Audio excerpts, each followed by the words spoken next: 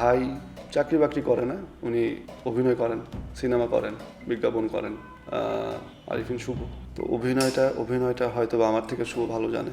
শুভ অভিনয় কিভাবে আসলো বা আমি কিভাবে আসলাম, আমাদের আগ্রহটা, কৃষক হইতে চাইতাম সবসময়। যখন মানে মাটিটাকে খুব ভালোবাসতাম, মাটির সাথে লেগে থাকতে চেষ্টা করতাম সবসময়, যে কৃষিকাজ মেনলি আমার এখন বর্তমান পেশা কৃষি। দর্শক সবাইকে স্বাগত জানাই। আজ আমরা এমন একজন মানুষের সাথে কথা বলবো যিনি হয়তোবা কখনো আলোয় আসেননি, কিন্তু আলোর পথে হেঁটেছিলেন, অভিনয়ের সঙ্গে যুক্ত ছিলেন, অনেক গভীরভাবে হয়তোবা তিনি ওতপ্রোতভাবেই মিশেছিলেন। তার অনেক কথা আছে, আমরা তার সাথে কথা বলবো। তিনি এসেছেন ময়মনসিংহ থেকে। চলুন আমরা তার সাথে কথা বলি। ধন্যবাদ চ্যানেল আইকে আমাকে একটা কথা বলার প্ল্যাটফর্ম দেওয়ার জন্য। আসলে বিষয় হচ্ছে, এই শহরের মানুষগুলা মানে যারা অভিনয় করে তারা তো এই বাংলাদেশেরই মানুষ এবং আমাদের বাইরের তো কেউ না, এবং আমি আমাকে এর বাইরের মনে করি না, একদম না। যদি মনে করতাম তাহলে ফিরে আসতাম না, হয়তোবা অনেক দূরে চলে যেতাম। টাচে থাকার চেষ্টা করি সব সময়, যেন একটু ছোঁয়া লাগলেই টের পাই যে না, ও আচ্ছা সে এখনও আছে, বা আবারও ফিরে আসতে চায় আমাদের মাঝখানে।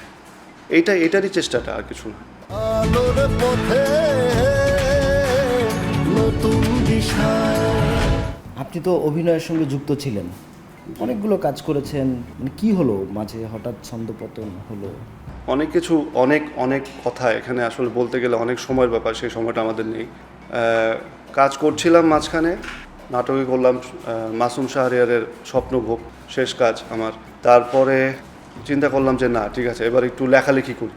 আমার জীবনের যে গল্পগুলা, মানে আমি কিছু জিনিস নোটিস করি যে এই কাজগুলা হয়তো বা হওয়া উচিত, এই গল্পগুলা মানুষের জানা উচিত, সেগুলা নিয়ে লেখালেখি শুরু করলাম। এখনও লিখছি, প্রায় 6 বছর হয়ে গেছে আমার 3টা গল্প স্টিল এখনও আমি লিখে যাচ্ছি, শেষ করতে পারি নাই। হয়তো বা এটার পেছনেও একটা কারণ আছে। আম্মা চলে গেলেন মাঝখানে, তারপরে অনেক কিছু পরিবর্তন, আম্মা থাকাকালীনও অনেক কিছু পরিবর্তন হয়ে গেল, অনেক কিছু পেলাম, অনেক কিছু হারাইলাম। আর এই তো চলছে এখন এভাবেই। কি মনে হয়, আপনি কি নিজেকে এক্সপ্লোর করতে পারলেন না, নাকি সেই সুযোগটা পেলেন না? সুযোগ, আপনার সমসাময়িক অনেকেই তো সুযোগ পাচ্ছে, আপনি পেলেন না কেন? মূল্যায়নটা আমি সবসময় বলি, আমি যখনই লেখালেখি করি আমি বলি যে আর্টিস্টদের মূল্যায়নটা জরুরি। একটা ছেলে একটা মেয়ে যখন সে কাজ করতে চায় বা কাজ করতে ইচ্ছুক, সে পারুক বা না পারুক, তাকে সেই সুযোগটা দেওয়া উচিত, সেই মূল্যায়নটা দেওয়া উচিত, ন্যূনতম একটা মূল্যায়ন। ভাই, অনেক মানুষ আসে একটা আশা নিয়ে, স্বপ্ন নিয়ে, সবাই হইতে পারে না, সবাই সেই সিঁড়িটা দেখতে পারে না, রাস্তা দেখতে পারে না। আমার হয়তো বা সেই রাস্তাটাও ছিল, সিঁড়িটাও ছিল, হয়তো বা আমি কাজে লাগাইতে পারি নাই বা আমাকে কাজে লাগানো হয় নাই। নাকি আপনার মনে হয় কেউ আপনাকে কাজে লাগাতে ব্যাঘাত ঘটিয়েছে? হ্যাঁ, এরকম হইতে পারে। পেছনের অডিয়েন্স তো দেখা যায় না, পেছন থেকে কে আমাকে কি করতেছে এটা তো আমি দেখতে পাই না। ওই মহাপুরুষ তো হই না এখন। তো হয়তোবা আর যদি কেউ করেও থাকে এরকম, এটা ভালো করে না, এটা আমার জন্য ভালো হয় নাই। হয়তোবা আমাকে ব্যবহার করতে পারতো অনেকে, অনেক ভালো কিছু বের হয়ে আসতো, বা খারাপ কিছু বের হয়ে আসতো, বের তো হইতো। মানে আপনার চাওয়াটা কি নেক্সট, ও সামনে কি আপনি স্বপ্ন দেখেন, অভিনয় নিয়ে, লেখালেখি নিয়ে, সব কিছু নিয়ে? স্বপ্ন দেখি না এখন, বহু স্বপ্ন দেখছি ভাই। এখন সেটাকে বাস্তবায়ন করব। যদি অন্য কেউ না করে, নিজে করব। যদি দেখি যে না, সব দরজা বন্ধ, নিজে একটা দরজা বানাই নিব। কেউ না কেউ তো আছে ভাই আমার জন্যে, এতগুলা মানুষ, একজন মানুষ পাবো না? আমি আরেকটা জিনিস বলতে চাই এই প্ল্যাটফর্মের মাধ্যমে, ওই যে বললাম মূল্যায়নটা। আপনি বলবেন যে আপনি সিনেমা বানাচ্ছেন, নাটক বানাচ্ছেন, সেখানে বাজেট কম। বাংলাদেশের কাজের সবথেকে মূল সমস্যা যেটা, বাজেট নাই। ভাই, একটা ছেলে একটা মেয়ে আসে দূর থেকে, গ্রাম থেকে হোক, শহর থেকে হোক, তাকে আপনি একবেলা খাওয়াইলেন, শেষ, মূল্যায়ন শেষ। তাকে একটা পকেট মানি দিবেন না? অবশ্যই দিতে হবে। এই বর্তমান 2026-এ দাঁড়ায় যদি আমি বলি, আপনি টাকাটাকে ইগনোর করতে পারেন না, কখনোই না।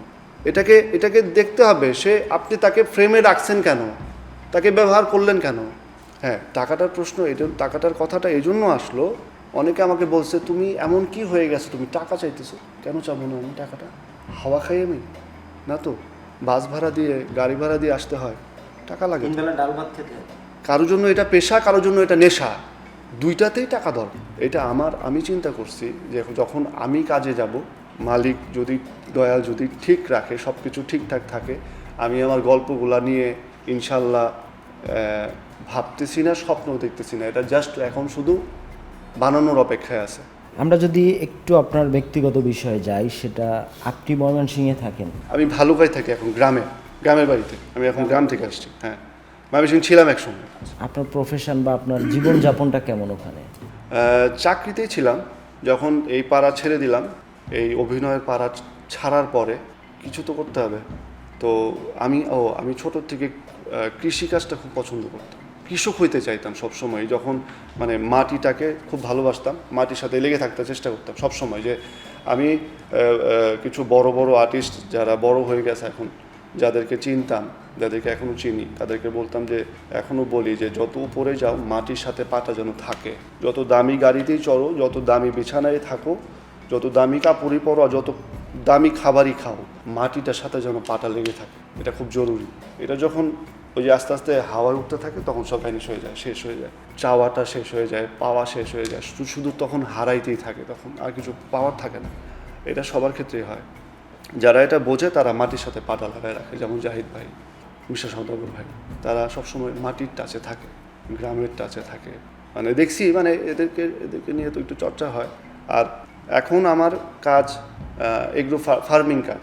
আমি ফার্মিং করতে পছন্দ করি। মানে যখন যেটা আসে সামনে, সিজনাল যে কাজটা হয়, আবাদ, শস্য আবাদ, সেটা করি, লেখালেখি করি, একটু গান গাই, নিজেকে করার জন্য। আমি গাজাল গাইতে খুব পছন্দ করি, ক্লাসিক্যাল গান, মানে সফট গান, যে গানগুলো আমারে বাঁচায় রাখে, আমাকে সত্যি বাঁচায় রাখে, এই গানগুলো গাই। কৃষিকাজ মেনলি আমার এখন বর্তমান পেশা কৃষি। ভাই চাকরি বাকরি করে না, উনি অভিনয় করেন, সিনেমা করেন, বিজ্ঞাপন করেন। আরিফিন শুভ ভালো ভালো কাজ উপহার দিচ্ছে আপনাদের, অনেক কষ্ট করতেছে, অনেক কিছু সাক্ষী আমি, অনেক ছোট ছোট বড় বড় স্মৃতির সাক্ষী আমি। অনেক কিছু শিক্ষাটা আমার থেকেও যেমন ও পাইছে, ওর থেকেও আমি পাইছি কিছু কিছু বিষয় শিক্ষা। যেমন ছোটবেলায় আমি বলি, যখন সে ছাত্র, স্কুলে পড়ে, জেলা স্কুলে, আমরা দুজনেই ময়মনসিংহ জেলা স্কুলের ছাত্র, তখন থেকেই আমাদের এই যে সিনেমা, অভিনয়, তখন থেকে আমরা উত্তম কুমারের সিনেমা দেখতাম। তখন থেকেই সত্যজিৎ রায়কে চিনি আমি ছোটোর থেকে, উত্তম কুমারকে চিনি ছোটোর থেকে। আমাদেরকে এখন চিনায়নি, আমরা এখন চিনি না, তখন থেকে আমরা তাদেরকে নিয়ে স্টাডি করতাম। এখন যারা আছে, এখানে যারা আছে, অনেকের মধ্যে তখনও জন্ম হয় নাই। তো ওই যে ভালো লাগাটা, কি সুন্দর লাগে তাদের দেখতে। এই যে আমার ফ্রেমটা, এটাও সেই অনুপাতেই নেওয়া। মানে আমি চিন্তা করি আমি আমাকে তাদের মতন করে সাজাবো। তবা মানে আমি ফলো করি অঞ্জন দত্তকে। আমি এক সময় নিজের অঞ্জন দত্ত নিয়ে ভাবতাম, মানে এমনভাবে সে, তার ভূতটা আমার উপরে চাপছিল। সে যা পড়তো, যেভাবে যেটা করতো, ওই যে কথা বলার ধরন, হাত নাড়ানোর ধরন, একদম। কিন্তু উত্তম কুমারকে ফলো করা এটা সম্ভব। আচ্ছা, যাই হোক, আমি আসল কথায় আসি। এই যে সিনেমা, শুভ অভিনয় কিভাবে আসলো, বা আমি কিভাবে আসলাম, আমাদের আগ্রহটা।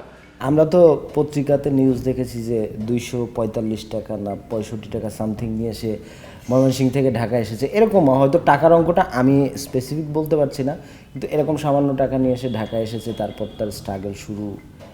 অভিনয়টা আমরা ছোটোবেলায় অনেক, সে যখন আমরা ক্লাস থেকে ফিরে আসার পরে, আমরা তখন ভিসিআর ছিল, ভিসিআরের সময়, সাদা কালো টিভির সময়, প্রচুর সিনেমা দেখতাম, প্রচুর। অনেক বকুনি খাইছি, মায়ের হাতে, বাবার হাতে। ভিসিআর ভেঙে ফেললো একবার, খাওয়া দাওয়া বন্ধ, বাসা ছেড়ে দিলাম। সে কোথায় আমি জানি না, আমি কোথায় সে জানে না। সিনেমা কেন দেখতে দিবে না? পড়াশোনা তো করতেছি, কেন সিনেমা দেখতে দিবে না? এই যে জেদ, না দেখতে দেওয়ার যে জেদ, হয়তো এটার থেকে একটা কিছু আসতো। জেদ চাপে কেন মানুষের? যখন একটা কিছুতে বাধা আসে, তখন থেকে না সেটা কেন দিবি না আমাকে করতে, হ্যাঁ? তো অভিনয়টা হয়তো আমার থেকে শুভ ভালো জানে, কারণ আমাদের ফ্যামিলির, মানে আমাদের পরিবারের, বাপদাদার পরিবারের, চাচাদের মধ্যে এরা মোটামুটি সবাই অভিনয় জানে, খুব ভালো অভিনয় জানে। টিভিতে না, ব্যক্তি জীবনে বিশাল বড় বড় অভিনেতা তার থেকে হয়তো সে শিক্ষাটা পাইছে। সে পরিবারের সদস্যদের থেকে যে অভিনয়টা পাই আমরা, এটা যদি কেউ ক্যাচ করতে পারে, থিয়েটার লাগে না, আমি মনে করি। থিয়েটারে ভাই হাতে কলমে কিছু শিখাবে, তোমার 2-4 লাইন শিখাবে, থিয়েটারটাকে অনেক বড় ব্যাপার মনে করি সিরিয়াসলি, সেটাও একটা ব্যাপার।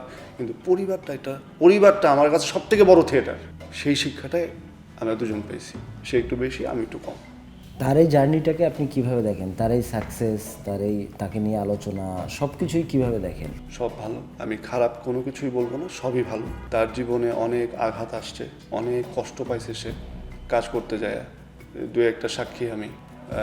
এরকম কষ্ট ইন্ডাস্ট্রিতে কেউ করছে বলে আমার মনে হয় না। এরকম ত্যাগ, শারীরিক কষ্ট যে সে পাইছে, এই যে হাত, তারপরে এইটা তো বড় ব্যাপার। কয়জন বলতে পারবে, দেখাইতে পারবে? আমার মনে হয় না। আরেকটা কথা বলে যে ইন্ডাস্ট্রিতে অমুকের পরে তমুক দাবায় খাইতেছে, না, ভুল কথা। প্রত্যেকেই ভালো শিল্পী, প্রত্যেকেই গুণে জ্ঞানে ভরপুর, কিন্তু তার ভিতরে মানে একদম কিছু স্পেশালিটি খোদা প্রদত্ত, এইটা অন্য কেউ পারে না, এই জন্য সে শুভ। এই জিনিসটা অন্য কেউ নকল করতে পারে না, যেমন আমাকেও পারে না, শুভরও পারে না। যাই হোক, আমি বলবো সর্বোপরি যে ভালো কাজ করতেছে, ভালো কাজ আরও করা উচিত, আরও শেখা উচিত তার। আমি তো এখনও সেই ওই ক্লাসের স্টুডেন্টই রয়ে গেলাম, পাশ করতে পারলাম না।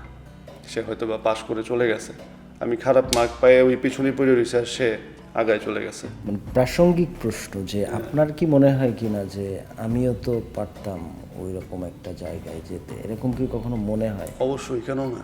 আমার ভিতরে আমি তো খারাপ কিছু দেখি না, গলাটাও তো খুব খারাপ না, চেহারাটাও তো খুব খারাপ না, তা আমার নেও না কেন? এটা ডিরেক্টরদের কাছে প্রশ্ন আমার। সিনেমা বলেন, নাটক বলেন, আমাকে নেও না কেন? আমাকে ওই জায়গাটা করে দাও কাজ করার। কাজ না করলে তো ভুলে যাব। এরকম অনেক মানুষ নাই হয়ে যেতেছে আস্তে আস্তে। আমার মতো মানুষ ইন্ডাস্ট্রিতে কিছু থাকা না থাকা সমান কথা, কিন্তু ভাই, একটা মানুষকে তো সেই জায়গাটা তোমাকে করে দিতে হবে। আপনার ভাই তো আপনার জন্য কিছু চেষ্টা করলো। এটা আমিও চাই না, সেও চায় না যে তাকে দিয়ে আমার কিছু হোক, এটা আমি চাই না। কেউ যখন আমাকে তার পরিচয়ে পরিচিত করে, আমি তখন একটু আমার খুব কষ্ট লাগে, রাগ হয়। কেন? যে নামটা সে কামাই করছে, পাইছে। শুভ তো একটা নাম, কিন্তু একটা থিয়েটার বলবো আমি, একটা জায়গা, এই জায়গাটা তার অর্জন। হয়তোবা সেই সুযোগ হয়তোবা তার সামনে হয়তোবা সে করবে, বা আমরা যখন ওইভাবে কখনো বসা হয় না এই ব্যাপার নিয়ে যে একদম সিরিয়াসলি দুজন মিলে কিছু একটা হয়তোবা করবো সামনে, আল্লাহ বাঁচায় রাখলে। তো দেখা যাক কি হয়। আপনি বলছিলেন আপনি ভালো গান করেন, একটু আমরা যদি শুনতে চাই আপনার কণ্ঠে। নষ্ট মানুষ আমি, নষ্ট শরীরে, নষ্ট হৃদয়ে, তোমার নষ্ট ছবি তুমি দেখে যাও, আমায় জানিয়ে যাও, কি ছিলে আমার সেই ভুল। আমি তো নষ্ট ছিলাম, হাতে হাত ধরেছিলাম, এরকম বিষয়টা এরকম। তো এটা আমার লেখা।